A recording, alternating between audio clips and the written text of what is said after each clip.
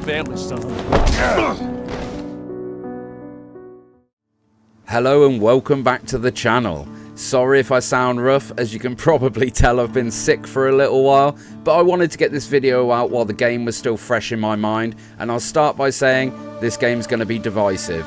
There's a lot of good here, but it is a mixed bag. Let's start with a recap of the intro to the story, and then I'll go on and explain how I feel about the game. Okay, let's go!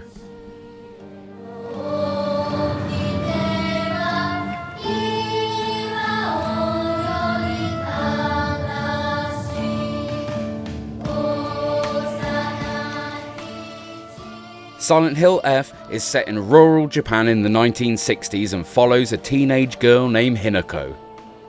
She has an unstable home life, her father's an abusive alcoholic, and her mother is meek and complicit through inaction. Her only real ally at home, her sister Junko, has left to marry, leaving her trapped and alone. Following another drunken outburst from her father, Hinako leaves the house to find her friends at the local store. There's some tensions between the group, but you get the feeling they are still good friends. They laugh and joke and tease one another as a thick, ominous fog rolls through the sleepy town. And as it creeps closer to the group, strange red growths appear on Hinako's friend Sakuko, spreading up onto her face, sprouting like some kind of plant. She goes limp and falls to the ground dead. A tall figure appears in the fog, and the remaining three friends run for their lives as creepy yet beautiful flowers creep along every surface, threatening to consume them. Once Hinako escapes the figure in the fog, she finds herself alone, exploring the seemingly deserted town. But as she slowly creeps around the narrow entryways, she realises that she isn't completely alone, as she is attacked by a strange, twisted creature and is forced to fight for her life. She finds her way back to the store to find Sakuko's corpse completely engulfed by the flowery growth. Hinako lays her to rest gently before being attacked once more. Enraged at the loss of her friend, Hinako loses control, raining down savage blows on the creatures before collapsing, clutching her head as the world seems to burn away around her, almost as if it's revealing another layer of reality. She comes to in a dark, otherworldly shrine, where she meets a strange man wearing a mask of the fox god, Inari, and the two of them journey together deeper into the shrine. From here on out, Hinako's journey takes her between exploring the shrine and searching for her friends in the foggy town.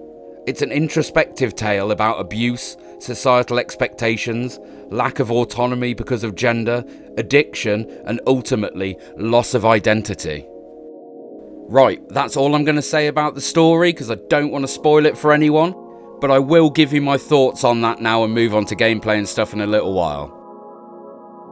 Okay, so I'll keep this section brief as I don't want to go into specifics, but the story is one of the best parts of the game, and whilst not being set in the actual town of Silent Hill, it does feel very Silent Hill. Specifically the introspective journey type storytelling that was introduced in Silent Hill 2 and which most other non-Team Silent games mimic. It's very effective at providing a window into the struggles facing young women of this era, and though I can't truly understand those issues, I feel that it did a good job making me empathise with Hinako's struggles, and that is absolutely down to not only being well written, but Hinako's actors providing great performances, with Konatsu Kato doing the Japanese voice and Susie Young providing the English. Just great, believable performances from both of them. And the fact that the story, cutscenes and documents change on subsequent playthroughs made me want to go straight back into New Game Plus to get more and different context to the story being told. It really is a great touch. Okay, so I think it's probably pretty obvious that the story gets a big thumbs up from me, but what about the gameplay? And here's where the mixed bag comes in. The moment-to-moment gameplay is good and the atmosphere is perfect, but the combat is where I have issues. And honestly, from the first gameplay trailers I thought that this would be the case because I hated the look of the long hit frames. But actually, when you're playing the game, I really didn't mind it. It feels weighty and brutal, and can be challenging at times. It can also be clunky at times, but let's face it, that's a bit of a staple in the Silent Hill series. Hinako having a stamina bar and a sanity meter are both fine by me as game mechanics. You can increase both of them as well as your max health by donating faith at shrines. It's nothing to write home about, and they could maybe have gone a bit more in depth with the sanity system. Perhaps something more akin to Fiona's mechanics in Haunting Ground, just adding an extra layer to the gameplay. So all in all, not bad, right? Well, this is where my gripes come in. There is by far too much force combat, which makes the game feel far too action heavy, which in turn doesn't feel very Silent Hill to me. And that tied with weapon durability, passive effects from the charms, and an insanely broken dodge, makes the overall experience feel too gamified, I suppose you'd say. Which is a shame, because otherwise it's a fantastically atmospheric entry into the series. Also, I won't spoil it, but later on in the game there's a, let's call it weapon of sorts, that I really didn't like using. I didn't mind its story implications, but gameplay wise it didn't sit well with me. If you've played the game, I'm sure you know what I'm talking about. I did still find the game fun, even some of the combat encounters, but it is definitely the worst part about this game. Next on my list of complaints is the inventory system. Now, being frustrated once your inventory's full and deciding what to throw and what to keep is not new in survival horror, but it just seems very imbalanced here. I think perhaps the game is just a little bit too generous with items, and I basically found myself never once worrying that I might run out of something, more that I was frustrated that I couldn't pick anything else up. Okay, so let's round it off with something more positive.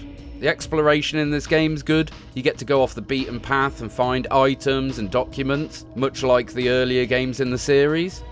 And then there's the puzzles. Silent Hill has always been known for its great logic puzzles, and this game has its fair share. Most are not quite on par with those earlier games, but a few did leave me scratching my head, mostly because I was overthinking the solutions, but it's still a positive. So that's it for gameplay, and I know it was a bit of a compliment sandwich, but that's just how I feel about the game. Next up, we've got the sound and visuals, and I promise I won't make it a rant like the gameplay section. This game looks and sounds brilliant. The art direction and graphical fidelity really work hand in hand to make a beautiful yet disturbingly atmospheric experience. Before the release of the game, the devs said they wanted you to find beauty in terror, and whilst I don't find the game really terrifying, I'd say they still managed to achieve what they wanted.